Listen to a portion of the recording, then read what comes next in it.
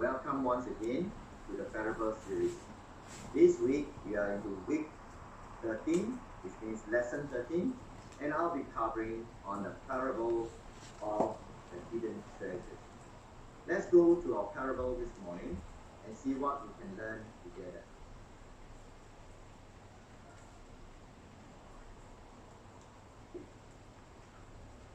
In this parable, the text is taken from Matthew chapter 13, verse 44. It's just a simple one-liner parable, and it reads, "Again, the kingdom of heaven is like to treasure hid in a field. He hides, and for joy thereof goes and sells all that he has, and buys the field." What is this parable about? In fact, this parable is a continuation of the Kingdom of God series. And it often, and like all the other parables, begin with the Kingdom of God is like. And these are the parables that also recorded in Matthew 13, the parable of the sowers of the soil, which I shared with you a couple of weeks ago. The wheats and tares were shared with you by Brother Chayam last week. And also the hidden treasure that I'll share with you this morning. And next week, Brother Rubin will share with you the parable of the fine gold. In the parable of the sower, it actually encompasses the establishment of the kingdom of God. And in the parable of the wheats and tares, it carries on to talk about the growth of the kingdom. If you still to recall the parable of the mustard seed I shared with you, and also the yeast, which is not shared yet. And for today, our focus will be on the value of God's kingdom and the attitude of those who have found it and how they go about seeking this treasure. So in this parable, basically there are three parts, and it goes like this. Part A, a man finds a treasure hidden in a field. In fact, most of the commentators and all I've read shows that this man actually stumbled on this hidden treasure in a field. Then, part B, he proceeds to hide it. And not only did he hide it, he covered up everything and decided to seek out the owner and to buy the field. And in part C, in order for him to buy the field, he has to sell away everything that he possesses or owns in exchange of the field to get to this treasure. So, the field in this parable represents the world, and the man represents people like us who go through life, and in many ways we are all also treasure seekers, looking for the good things in life to help raise a family, children, provide for our older folks, our parents, and so on and so forth.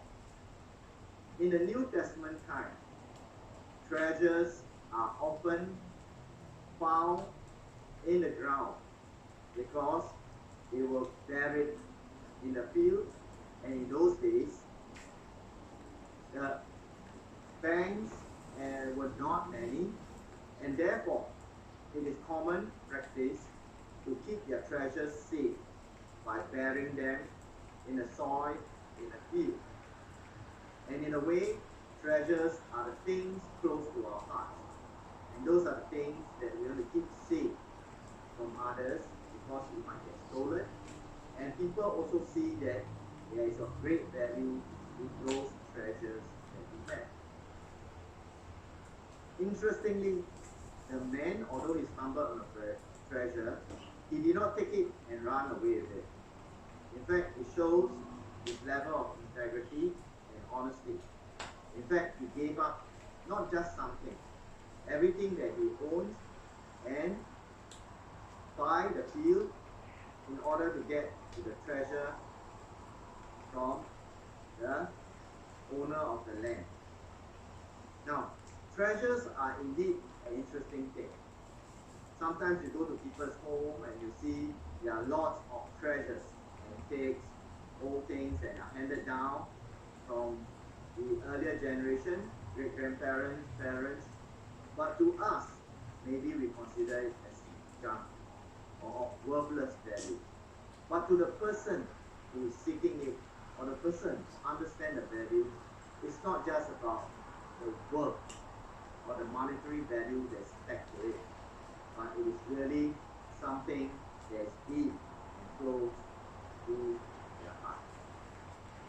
And in such a way that this man is willing to sell away everything he has in order to own this treasure. Let's talk a little bit about the kingdom.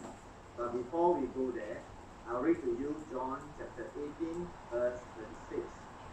Jesus answered, "My kingdom is not of this world. If my kingdom were of this world, my servants," referring to his disciples and followers, "would fight so that I should not be delivered to the Jews," referring to his impending death and crucifixion. "But now my kingdom is not from here." So I like to establish the fact that this is a spiritual kingdom that the Jews, the Israelites, found it so difficult to accept because they truly treasure a physical kingdom with a king in power and in control with great armies like King Saul or King David or Solomon, and with great possessions over land and treasures. But Jesus' kingdom is not of this world. The treasure in this parable is referring to the kingdom of heaven, and in this case also referring to the church. And it is this treasure that the Son of God himself loved us so much that he's willing to give himself up, living a perfect life, dying on a cross, and then resurrected and then ascended to be on the right hand side of God. And this treasure actually also refers to the gospel and those who obey the gospel. And that's how it affects the world. People who are exposed to the kingdom of God and the teaching of the kingdom of God and the gospel message will be the salt and the light of this earth. However, as we know, for many of us who have been Christians for quite a while, you realize that the church is like a hospital. It consists of those who are not so healthy medically, some who are recovering, some who are improving, and some who are very healthy and in fact could work as the doctors and the nurse to help in the healing of their sickness. So the church consists of sincere and insincere believers and followers. So do not think that this kingdom, that once again in our mind, in our human mind, is perfect as yet. It is only perfect because of the cleansing blood of Jesus that allows us to face up to God as we work on ourselves like a work in progress. We are stage by stage progressively becoming more and more Christ-like, more and more sanctified, as the Word of God teaches us.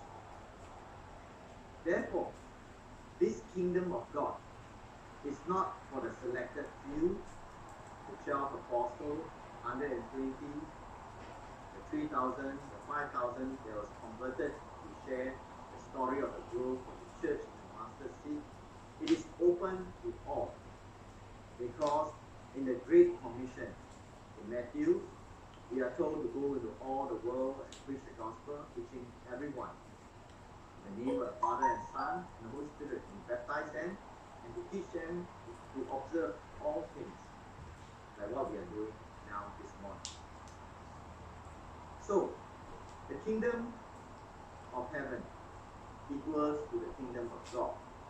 The references are used sometimes using the word heaven, at other times referring to God. And it also established the church on this earth. References in your own free time, you could read Matthew 19:23, Mark 10:23, and Luke 18:24. Matthew used this term, kingdom of heaven, 30 times.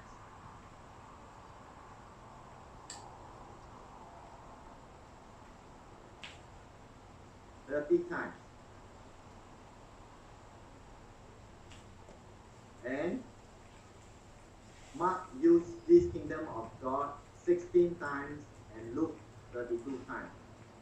The kingdom refers to Christ's reign over us, which is not just merely a brick and mortar or earthly reign, but more a spiritual kingdom, which is able to transcend all time and space. And that's how wonderful the kingdom is.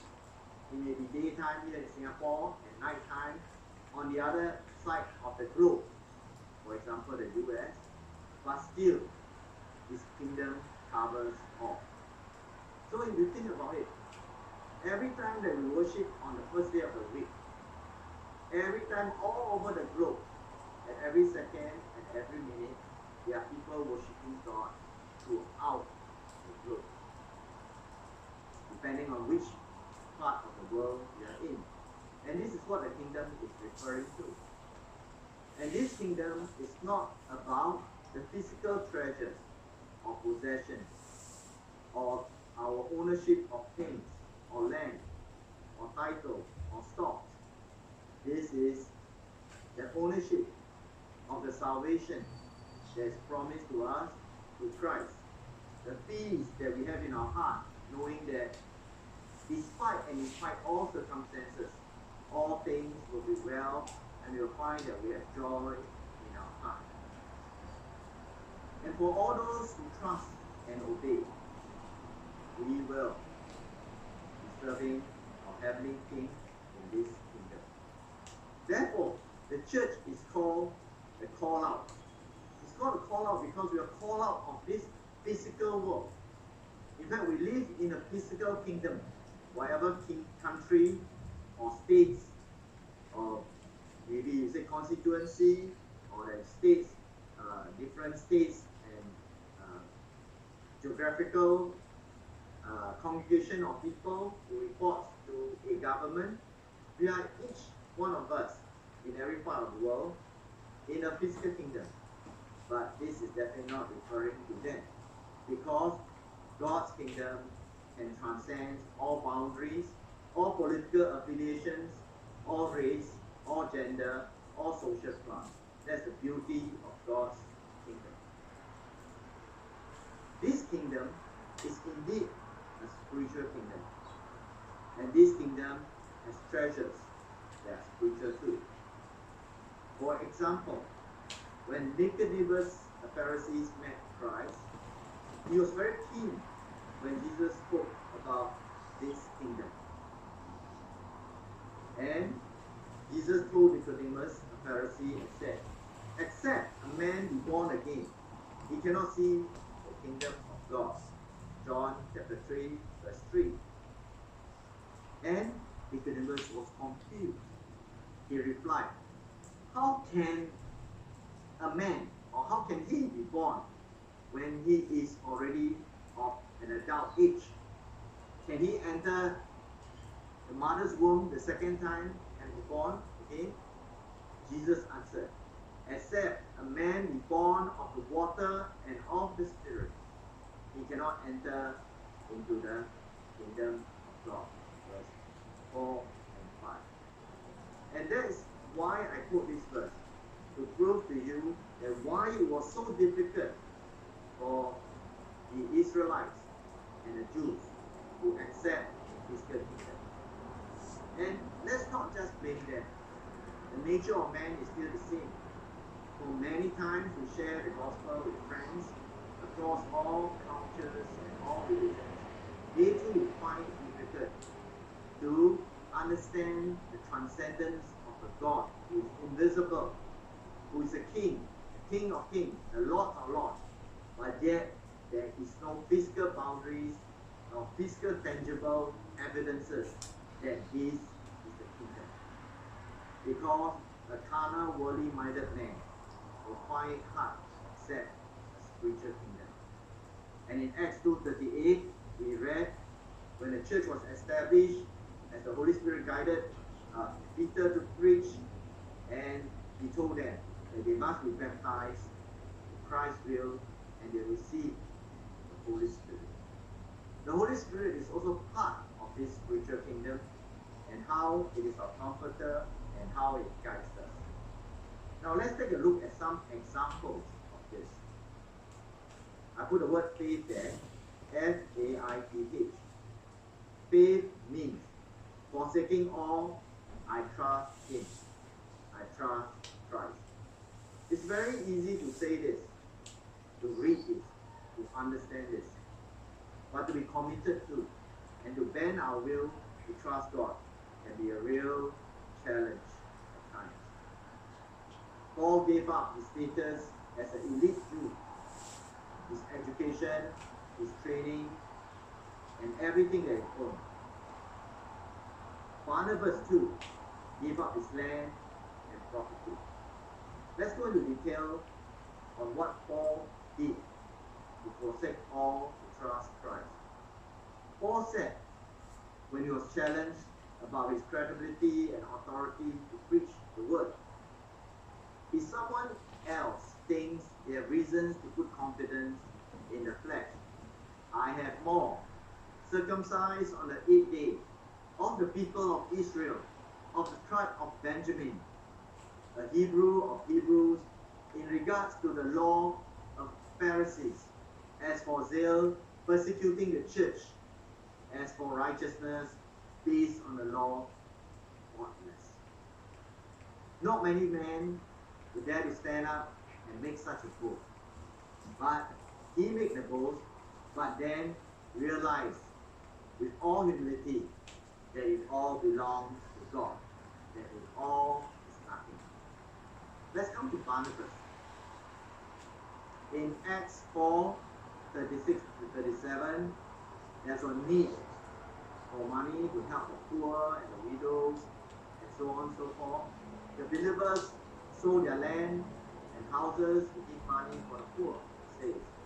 Thus Joseph, who was also called or known by the apostles as Barnabas, which means son of encouragement, a Levite, a native of Cyprus, sold a field that belonged to him and brought the money and laid at the apostles' feet. So, this treasure is not a physical one. If it's a physical one, why would they trade off those four Barnabas, their worldly possessions? Whether it's a title to their name, their education, an elite class of people, socially considered at that time as the most prominent, or giving up, especially we who are Asian, properties, so they can give to others in the name of the Lord. So let's go to application. I have three. Let's begin with application 1. Application 1. The kingdom is worth everything that we have. Let's look at the story of the rich young ruler in Matthew 19, verses 16 to 22. And behold, a man came up to him saying, Teacher, what good deed must I do to have eternal life? And Jesus said to him, Why do you ask me about what is good? There is only one who is good. If you would enter life, keep the commandments, referring to the old commandments, the old covenant, 10 commandments. And the young man replied to Jesus, Which one? And Jesus said, You shall not murder, you shall not commit adultery, you shall not steal, you shall not bear false witnesses, you shall honor your father and mother, and you shall love your neighbor as yourself. The young man looked back at Jesus and confidently and boldly said, all this I have kept. What do I still lack? And Jesus said to him, if you will be perfect, go, sell all you possess and give it to the poor, and you will have treasure in heaven, and come and follow me. Perhaps this is one of the saddest stories in the Gospel, because the text reads, when the young man heard this, he went away sorrowful, for he had great possessions. He belongs to the earthly kingdom, where things, land, possessions, titles, means more than spiritual. Jesus also said in Mark 8:36, for what shall it profit a man if he gains the whole world and lose his own soul? And also in Matthew 16:24, he said to his disciples, whoever wants to be my disciple must deny themselves and take up their cross and follow me. Perhaps at that time they did not know how deep and how wide these commands covers, because the Lord himself, Jesus, the Son of God, carried the cross all the way to Golgotha and was then crucified. And here you can see Jesus' invitation to ask them to follow the King of Kings into the spiritual kingdom. Application number 2, stumbling upon or seeking for a treasure. For this moment, I want you to think and reflect on yourself. How did you become a child of God? Did you stumble on it? Or were you a seeker seeking for the truth? Because some people find the kingdom of God not by seeking for it, but by stumbling across it. Let me give you an example of Paul. Paul stumbled upon the treasure unexpectedly. What do I mean by this?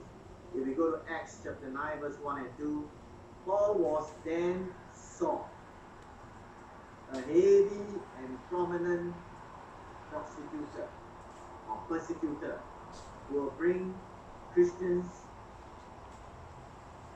to their death or holding on to the faith. He was on the road to Damascus, and then something happened. I think you all know the story too. In the process, he was blinded, and at that moment, he thought it was the right thing to do because of his training and his background. He deeply wanted to teach about the righteousness of God. But then, the Spirit of God changes his heart. Paul restored his sight. And once he met the Lord and learned the will of God, he was willing at all costs to serve God. Acts 26, 19 to 23. And we read earlier about his boast. We realized that all the blessings he received come from God, and that he's willing to give them all up to be one of the special disciples of Christ. Application number 3. The faithful in the kingdom will do what is right with joy. You notice that the man in this parable, in his joy, he goes and sells all that he has and buys that field. Why?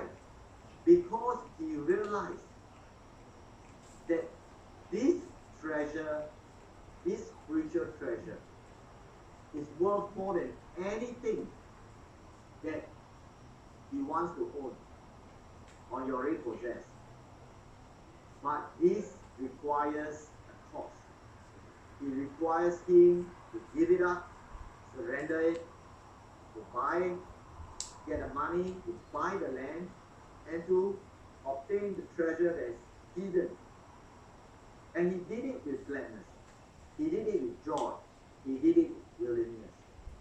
2 Timothy 1 verse 12, Paul said, I know whom I delivered, and I'm convinced that he's able to guard what I've entrusted to him until the day that we go and meet God once again. So the point here is simple, but it's hard to practice.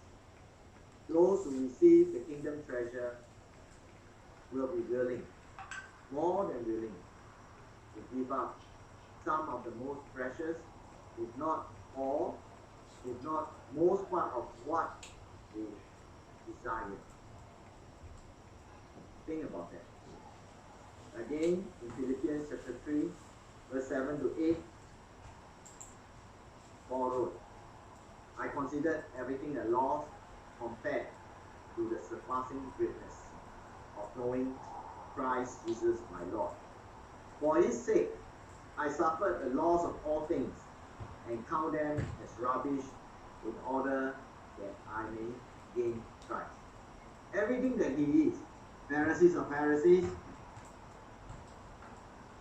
highly educated, belonging to the special class of people who are highly respected, he counted it as rubbish in order to attain and to be in the kingdom of God. So in conclusion, the kingdom is not obvious to everyone. As I go about sharing, even to my own relatives, nieces, brothers and sisters, I begin to realize that sometimes they will laugh at me, they will make fun of my faith. Because the kingdom is not obvious to everyone. John chapter 1 verse 10 reads, He was in the world, and the world was made by him, and the world knew him. When I read this verse, my discouragement turns to joy. Because the King of Kings, the Lord of Lords, my Savior and my Messiah and the Son of God, also was not accepted by everyone. Point number 2. The kingdom treasure is worth more than everything we have or we own. If you still recall the story that we shared together of the rich young ruler, what was the final challenge that is so tall, so wide, so big? Will you give up everything for the treasure? The faithful in the kingdom will receive the treasure with joy, like a man who finds a hidden treasure. They'll abandon everything to secure it, to make sure that it's locked and hidden in their heart, so that they will enjoy this treasure throughout eternity. Paul, in the example, also taught us. In a way, Paul lives up to be like the man in the parable. In Galatians 2:20, he claimed, I have been crucified with Christ, and I no longer live, but Christ lives in me. The life I now live in the body, I live by faith in the Son of God, who loved me and gave himself up for me.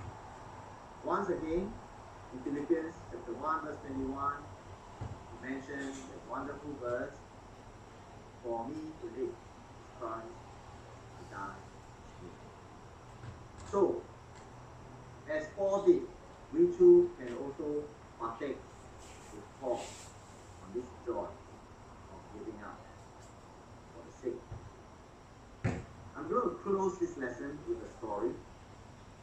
young, I was a Boy Scout, and my teachers told me about a man. His name is called Dr. David Livingstone. He's a Britisher. He was born in 1813, and he died in 1873. But what's so wonderful about Dr. David Livingstone? He's a man who treasures the kingdom. After his adult life and after he was converted to become a Christian, and he was part of the Reformation movement, the key people during the Puritan age, when a lot of people were traveling from Europe to go to America to find freedom, to learn and preach the word of God as purely as they wanted. And David Livingstone was one of them. But instead of going to America, he chose to go to Africa. And in Africa, he did many good works, medical missions, but that was his secondary aim. His aim was to bring the gospel to the Africans. And if you go and do a search about him, you'll find that he's like Paul, a missionary Paul, who traveled to preach in first, second, and third missionary journey during his time. In the same way, David Livingstone preached all across the African continent, South Africa, Congo, Zambia, and so on and so forth. But in the process of serving God, he not only gave up a comfortable life, a good life as a doctor. He had to live in the third world. There are many diseases and many forms of plagues. And the health and hygiene condition is not the best. Now that we live in a COVID pandemic times, we understand what kind of sacrifice Dr. David Livingstone made. And unfortunately, in the process of serving, or you could say fortunately, God called him home at the age of 60, 1st May 1873, and he died from malaria. But the Africans who were converted to the Lord share the same kingdom of heaven, like Dr. David. They loved him for bringing gospel, they respected him, and they built a memorial. You can see the picture here. It is still there. It is in Zambia. If you go visit there, you can find it. And they love him for the work he's done for the Lord.